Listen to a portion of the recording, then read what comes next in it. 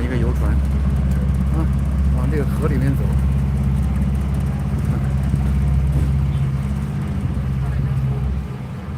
这里面去探索一下里边的风景。加拿大贝，漂亮。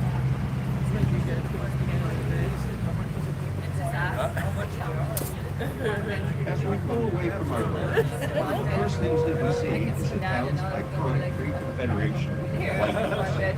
It was first built in 1845 to guide ships into the harbor. It had a fire in 1848 and was rebuilt in 1850, and then it was again replaced by the present structure in 1904, and has been an essential part of the town's history ever since. To the north of the pier is a fisherman's memorial statue. This beautiful sculpture by Catherine Hogg stands on the town's waterfront and honors the fishermen who have lost their lives to the lake. It depicts 3 fishermen hauling a net over the stern of a fishing boat. The statue is made of bronze and stands over 6 feet tall, with intricate details that capture the spirit of the lake and the courage of the fishermen who brave its dangers. Names of the fishermen and their vessels are carved into the bricks that surround the memorial. On the right, we see the bustling commercial harbor of Port Dover. This vibrant hub of activity is the economic heart of the town. We can also see the iconic turtle deck fishing vessels that come to be loaded and unloaded at the docks. The fishing industry is a major part of the port's activity, with commercial fishermen bringing in catches of smelt, perch, whitefish, and pickerel. We can appreciate the importance of this harbor to the town's economy and identity. In the middle of the 20th century, Port Dover had the largest freshwater-based fishing fleet in the world, with over 300 vessels calling Port Dover home. The port's name comes from Dover, England. By 1794, Peter Walker, the first settler in this area, had located at the mouth of Patterson's Creek, otherwise known as the Little River. In the early 1800s, Daniel McLean created the village of Dover Mills, about 2 miles north of Lake Erie. But a community did not begin to develop here until Dover Mills was raised by invading American troops in 1814. Some of the subsequent reconstruction took place near to the creek's mouth, where a harbor had been in use since the early 1800s. And in 1835, Israel Wood Powell, a merchant, registered a village plan for Port Dover. Improvement to the harbor during the next 15 years made Port Dover a principal Lake Erie port, and shipyards, tailings, and Andrew Thompson's bone mill contributed substantially to local economic development. In 1879, Port Dover, with a population of 100, became Coming up on the left is the Port Dover Harbor Museum. This quaint and charming museum is housed in a historic fisherman's net shanty and offers a fascinating glimpse into the town's maritime heritage. As we approach the museum, we can see the bridge deck and below the lounge of the William A. Snyder Jr., a Laker built in 1913, the same year that the Titanic was launched. The museum is filled with artifacts and exhibits that showcase the rich history of the town and its relationship with the lake. There are displays of antique fishing gear, old photographs of the harbor and fishing boats, and a recreated net walk that shows how fishermen used to repair their nets. Inside, you can learn about the town's fishing industry, its connection to the Great Lakes, and the challenges and triumphs that have shaped its development over the years. Also, you can discover the museum's collection of shipwreck artifacts, which includes items salvaged from the wreckage of the sunken steamer, the Atlantic. This tragic event occurred in 1852 and claimed the lives of more than 200 passengers and crew members, making it one of the deadliest maritime disasters in the Great Lakes. The old fish club that you see beside the museum is the Arbor Guard, built in 1932, right about where you see those flags. 1932? To the starboard, you'll see an old fish inn, lakeside green and red building. Of course, the fish shanty, well, that's where old fishermen get together and they get their nets and their lines and they sit around drinking adult beverages, telling each other what Jimmy Buffett described as being semi-true stories.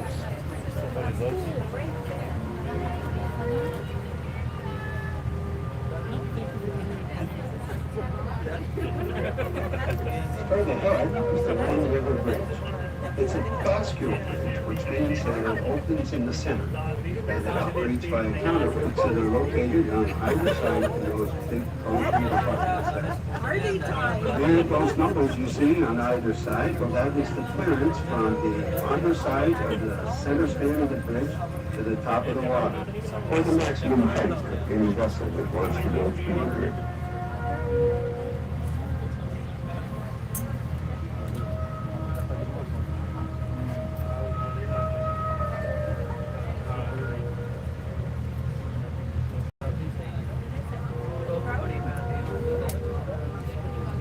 The old fish processing plant that you see on the left is no longer in use. However, there are still a couple of fish dogs that do bring the catch in here, and then they load them on the trucks to have them shipped off to mostly Wheatley or Kingsville for processing. 这是什么鸟啊？这是？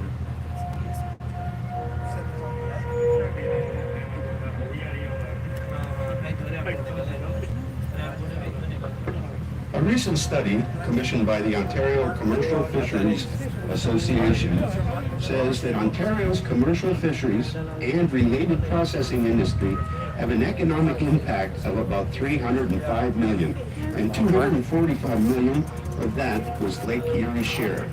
The commercial fishing boats on Lake Erie have a $50 million economic impact, and the fish processing industry has another $195 million impact.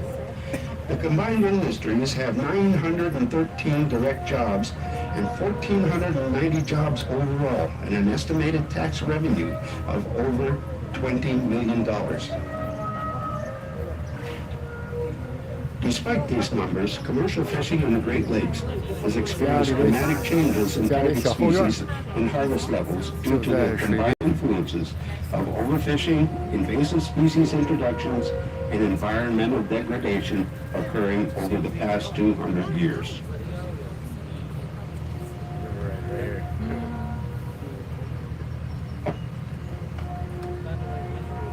On the right is Tiller Marine, a full-service marine welding and fabricating shop. It's family-owned and been operating since 1976. Tiller Marine, formerly Jack Matthews Marine Service Limited, has been servicing and fabricating tugboats and steelcraft for years.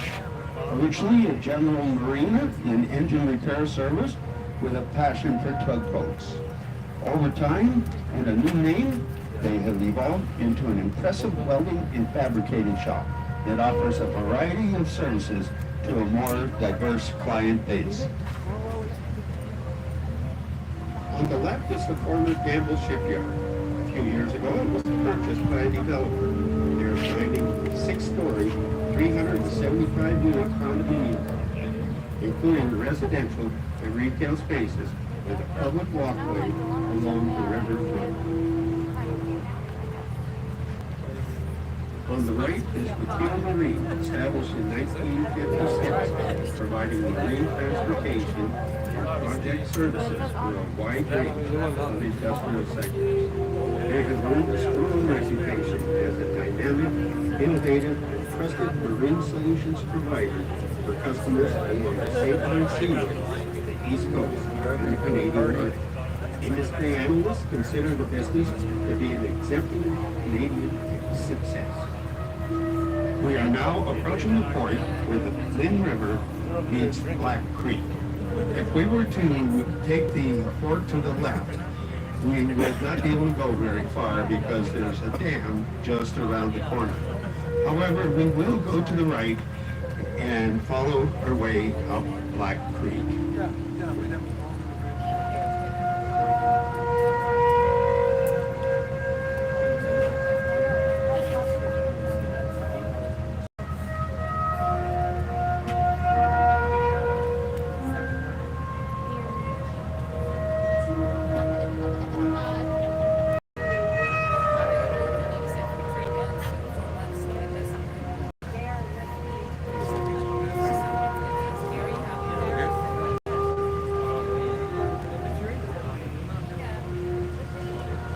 As we continue our tour up the creek, we pass the Port Dover Yacht Club, a hub for boating enthusiasts in the area. This iconic club, which has been an integral part of the town's maritime culture since its founding in 1946. It provides a variety of services and facilities for boaters, including boat slips and guest dockage. The club hosts numerous events and activities throughout the year, such as regattas and social gatherings. These events are a great way for members to connect with one another and share their love of boating and the lake.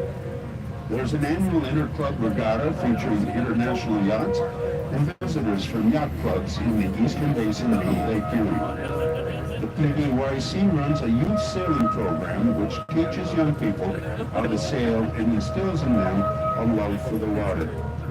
The club's members share a passion for boating and the camaraderie that comes with being part of a community of boaters. They will tell you about their experiences sailing on the Great Lakes and the challenges and rewards that come with navigating the sometimes unpredictable waters.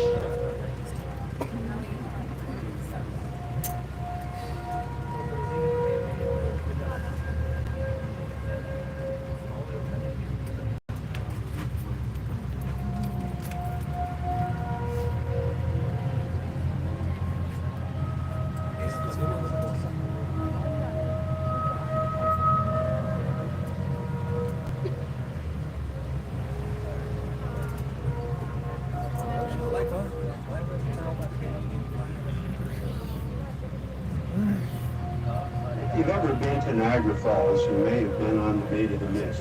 Or I should say one of the Maids of the Mist, is there were a total of 11 maids built. And one of them was built right here in Port Dover, Maid of the Mist 6. When she was built, they took her apart into 13 pieces. And then they got her on trucks and took her to Niagara Falls, where she was reassembled and then launched in Niagara Falls. And she's still working there today, along with two other maids, Maid of the Mist 5 and 7. Mind you, they're working on the other side of the river. The Canadian side is Cornwall Expeditions. And there's Maid of the Mist 4, and Maid 4 is the one that in 1991, Princess Diana and the two young princes, Willie and Harry, went on board, and while they were on board, being royalty, they were allowed up into the wheelhouse, where they played with the horn and the steering wheel and all that kind of stuff. And while they were there, they had their pictures taken. And if you look to the right, you will see the wheelhouse off of Maid of the Mist 4. Maid 4 was decommissioned in 2013, and at that time the wheelhouse was cut off and purchased by the gentleman here, and now it just serves as Harry's shed.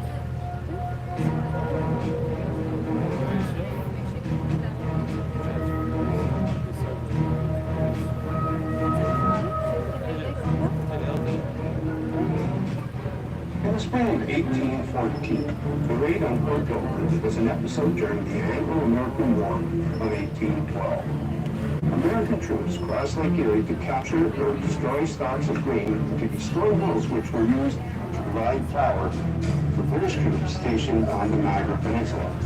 They also destroyed private houses and other property, prompting British commanders to demand reprisals in other theaters of the war. On May 13th, 750 troops composed of detachments of regulars, including artillery, and Pennsylvania militia, were embarked from Tuskegee aboard ships. The expedition was accompanied by several renegade Canadian guides and was commanded by Lieutenant Colonel John B. Campbell. In the late afternoon of 14 May, the Americans landed near Port Dover. There was a minor skirmish between American militiamen and some Canadian militiamen who were trying to remove goods from a storehouse. The next day, they marched to the village of Dover, where they drew up in formal lines of battle, although there was no opposition. On Campbell's orders, they then set fire to every building in the settlement. 20 houses, 3 flour mills, 3 sawmills, 3 distilleries, 12 barns, and some other buildings. Livestock was shot and their bodies left on, although some of Sinclair's sailors took the hind ends of the slaughtered hogs. But other than these opportune thefts, there was no plunder. The Americans then re-embarked, but landed again the next day to burn another mill and a sawmill before returning to Presqu'île. During the entire raid, the only opposition had been some scattered Canadian militia and a troop of the 19th Light Dragoons. The British had either received word of the impending raid or had taken precautions against the possibility, and almost all the flour in the settlement, several hundred barrels, had already been removed to safety. Approximately 3 months later, Britain had defeated Napoleon and now had ships and troops available to assist in the war in the American continent. On August 24th, after defeating the Americans at the Battle of Gettysburg, a British army of 4,500 men, led by Major General Robert Ross, attacked Washington, D.C. They burned down the White House and the Capitol, as well as other facilities of the U.S. government. The attack was, in part, a retaliation for the recent American destruction of Fort Dover earlier in the year.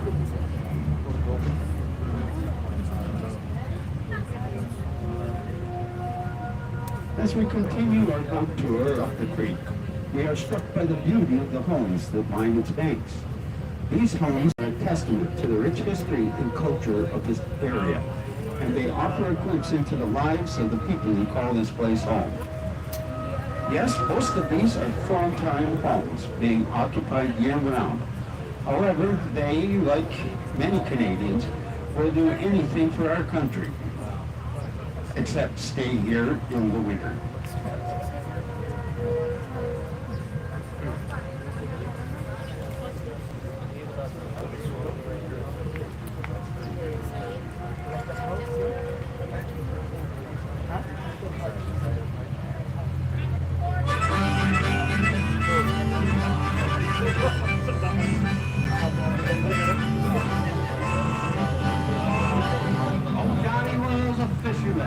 Along the old North Shore, he set his courses every day, sailed out from his port.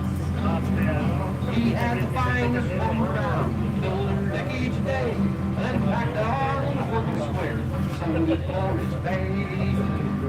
He loved to hear the engines throb, watch the seagulls soar, catch his quota every day, be the first one back and forth. Oh, Johnny loved his way of life, and then what would he trade? So proud to be a fisherman, look here, he's where he stays.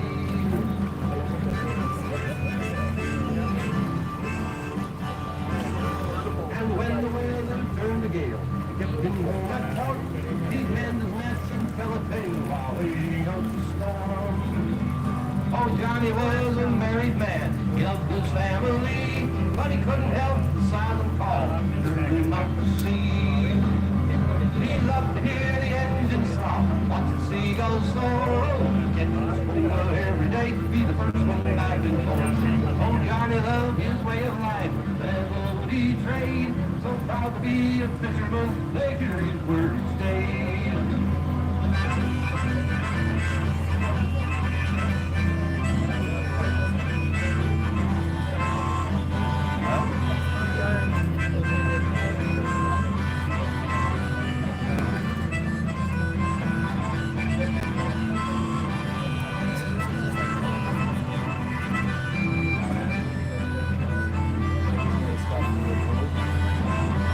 He loved to hear the engines throb, watch the seagulls soar, get his quota every day, be the first one back and forth. Oh, Johnny loved his way of life, never would he trade, so proud to be a fisherman, they hear he's where he stays. So proud to be a fisherman, they hear he's where he stays.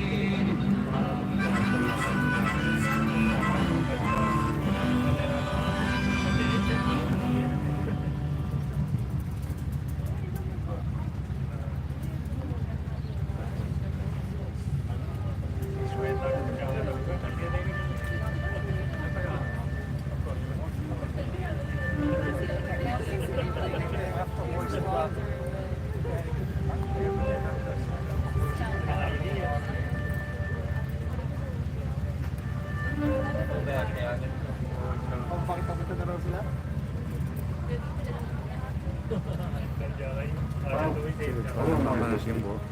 Way back in the spring of 1669, a pair of French missionaries by the names of Ballard and Galland from the Order of Saint Sulpice in Montreal got together with a French explorer by the name of LaSalle, and they put together a troop of 27 men in 7 canoes plus some 2 canoes with native guides. And they set out from Montreal and went up the St. Lawrence River and then along the south shore of Lake Ontario until they got to the Niagara River. They crossed it and went up to what is now present-day Hamilton. And when they got to Hamilton, they met another French explorer by the name of Joliet. Now the first explorer, LaSalle, was described as being a real rapscallion. And at this point, he threw up his hands and said he really had enough of these 2 French priests. And he decided that he was going to go back to Montreal with the other French explorer, Joliet. So that's what he did. But he did leave the 2 missionaries with 2 canoes and 7 men, plus the services of the native guides. So they continued their journey down the Grand River to its mouth, and then they followed the north shore of Lake Erie to the mouth of the 房子不错啊， 漂亮。 So they decided to set up camp, but they soon found that it was going to be way too windy to spend the winter there.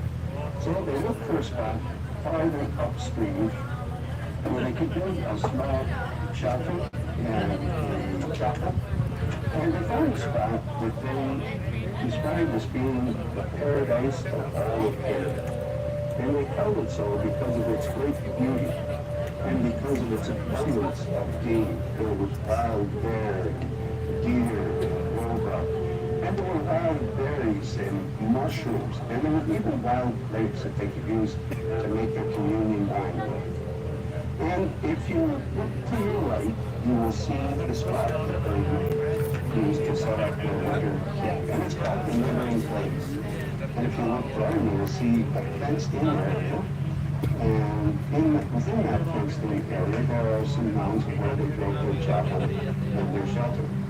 And there's also a monument and a plaque there that declares this as being a National Historic Site. Well, why is this a National Historic Site, and what's so important about Valley Valley?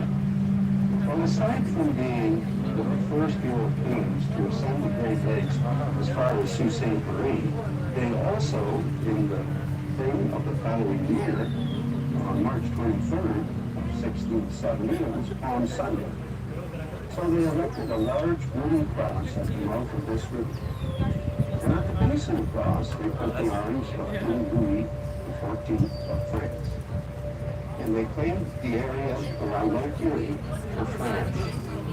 It remained part of France for 93 years until the signing of the Treaty of Paris. Mind you, there were a number of treaties of Paris, but this was the one signed in 1763. And during the negotiations for that treaty, Britain gained Canada, and France was to keep the islands of St. Pierre and Miquelon, and they also gained the sugar rights to Guadeloupe.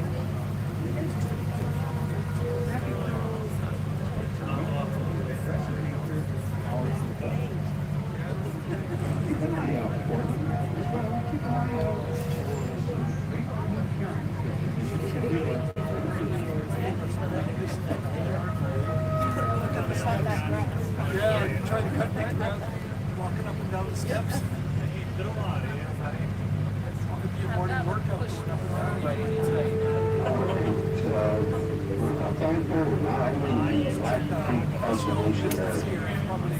And this is an riparian area, which means that there's a buffer between civilization and nature. It's just under 40 acres, and as you can see, there's wetlands. Those areas, in addition to providing habitat for a number of different animals, trees also shade the river and help to keep the Right?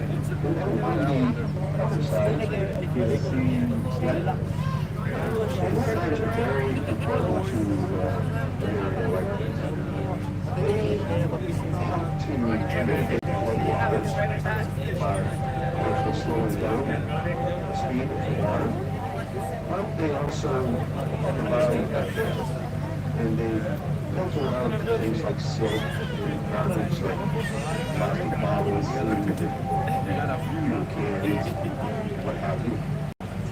And they also provide habitat for things like the redwood and they provide food for things such as muskrats and mink.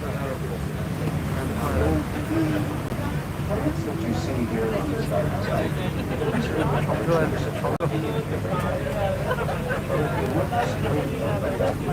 small seeds and very grass. This is called grass.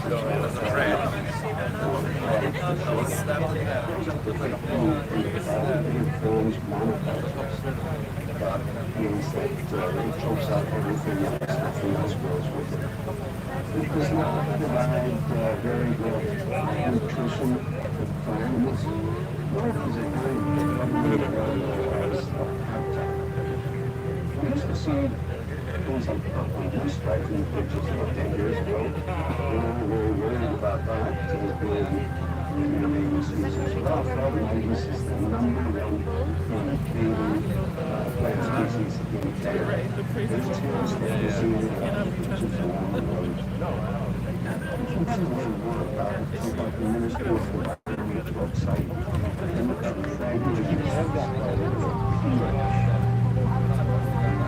I've told you just about everything that I know, and what we've done, we've taken less than 40 minutes.